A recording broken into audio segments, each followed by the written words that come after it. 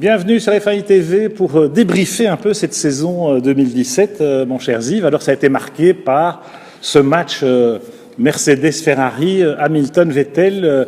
Mais selon toi, est-ce qu'il y a vraiment eu match? Oui, tout d'abord, on a un très beau champion du monde, 4 fois champion du monde, Lewis Hamilton. Mais pour moi, il y a eu un faux match, Pierre, parce que Mercedes, c'est le rouleau compresseur. Il y a 1500 personnes à Brackley en Allemagne qui bossent jour et nuit. C'est vraiment la Panzer-Division, avec tout le respect. Mais on le voit dans les résultats. Ils ont fait illusion. Ferrari a fait illusion jusqu'à mi-saison. Et après, c'était le rouleau compresseur. Et quand on voit les résultats bruts, on voit quand même 12 victoires pour Mercedes et 5 pour Ferrari. Donc pour moi, il n'y avait pas photo. C'est Mercedes qui a emporté ce titre haut la main. Oui, alors moi je voudrais quand même faire un petit bémol là-dessus parce que le début de saison a quand même démontré que Ferrari, à la surprise générale, rappelons-le, avait comblé le retard sur Mercedes, pour ainsi dire.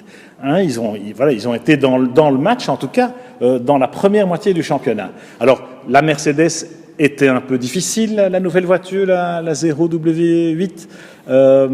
Il l'appelait la diva parce qu'elle était un petit peu sensible en réglage avec les pneus Pirelli, avec ce nouveau règlement. C'était quand même une inconnue.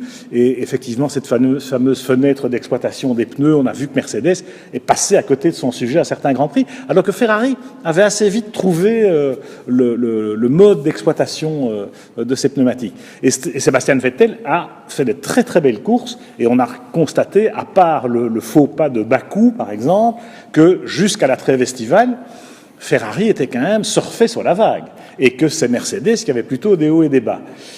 Du coup, une fois qu'il virait en tête au cap de la mi-saison, avant Spa, on s'est dit, bon, 14 points d'avance, il y a match.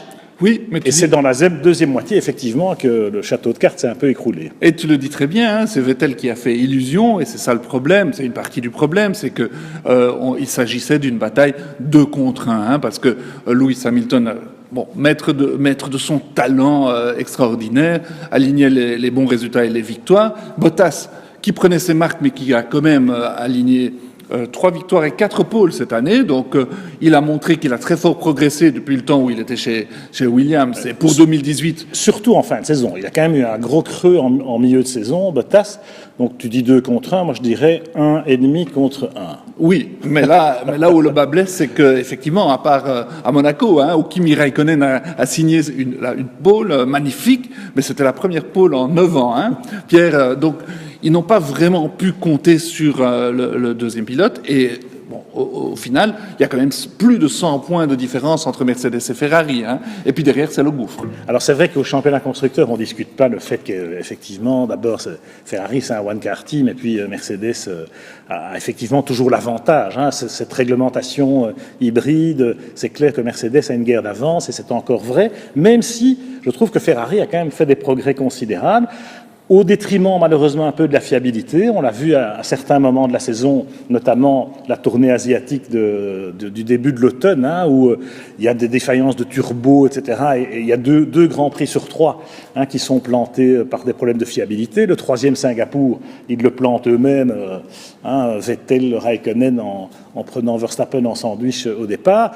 Et là, il jette des points par la fenêtre. Vettel, là, il commet des erreurs, ou il prend des risques qu'on ne peut pas se permettre quand on joue le championnat. Et je crois que c'est plus là que Vettel a un peu montré de la fragilité, ou des moments un peu où il a toujours un peu de mal dans certaines circonstances, sous la pression, que la Ferrari, qui, quand on voit quand même sur certains grands prix de fin de saison, ils sont toujours là. Ça dépend des circuits. C'est vrai qu'à Interlagos, où les circonstances étaient un peu particulières, ils gagnent la course, et puis ils sont nulle part à Abu Dhabi.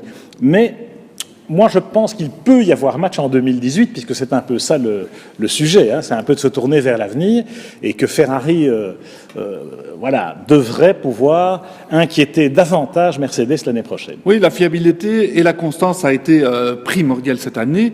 Pierre, il faut noter que Lewis Hamilton a marqué des points à chaque Grand Prix, ce qui est assez incroyable. Ce n'est pas arrivé souvent dans l'histoire de la course automobile. Donc, sa constance, il a su marquer des gros points à chaque coup. Quand il voyait que la victoire n'était pas à sa portée, il marquait des gros points. Sinon, il a fait 9 victoires, on le répète. Et pour 2018, c'est vrai que Ferrari a fait des immenses progrès en 2017, mais peut-on espérer un nouveau miracle, hein, parce que Vettel l'a dit lui-même, il a dit les progrès étaient miraculeux en 2017. Est-ce qu'on peut espérer un miracle en 2018 pour que les progrès soient les mêmes? J'en doute, parce que cette fois-ci, Mercedes, j'en suis sûr, ils vont sortir une voiture qui sera un peu moins diva, mais tout aussi compétitive.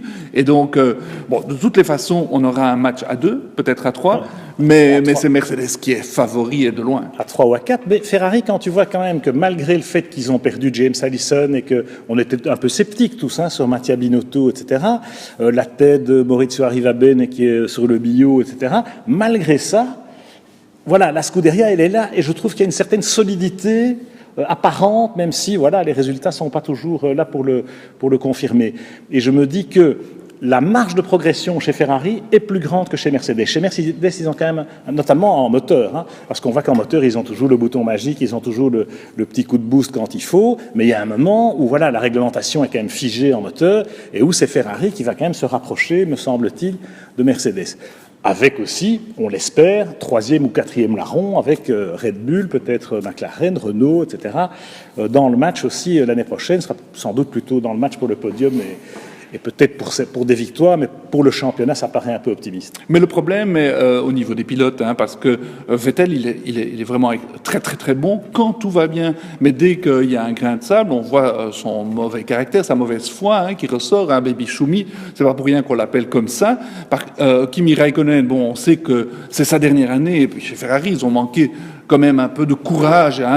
On a dit, il reste Kimi Raikkonen, mais tout compte fait, Kimi Raikkonen, il a du mal à monter sur le podium avec peut-être la meilleure voiture du plateau, et alors on ne parle même pas de victoire. Par contre, Bottas, lui, s'est amélioré en fin de saison, et l'année prochaine, il sera un candidat au titre s'il continue à progresser de la sorte. Donc, à nouveau, à cause de cette frilosité de Ferrari, on risque d'avoir un match 2 contre 1. Mercedes à 2 contre 1. Alors c'est vrai que Bottas a progressé, mais moi je vois quand même pas Bottas dans le match pour le championnat. Il a pris confiance, certes, mais Hamilton c'est quand même une autre dimension. Et chez Ferrari, je crois que Vettel, si effectivement, quand tout va bien, comme tu dis, il peut être irrésistible. Alors c'est vrai qu'ils ont gardé Kimi un peu par défaut et qui peut-être s'en mordront les doigts à un certain moment de la saison. En attendant, vivement 2018.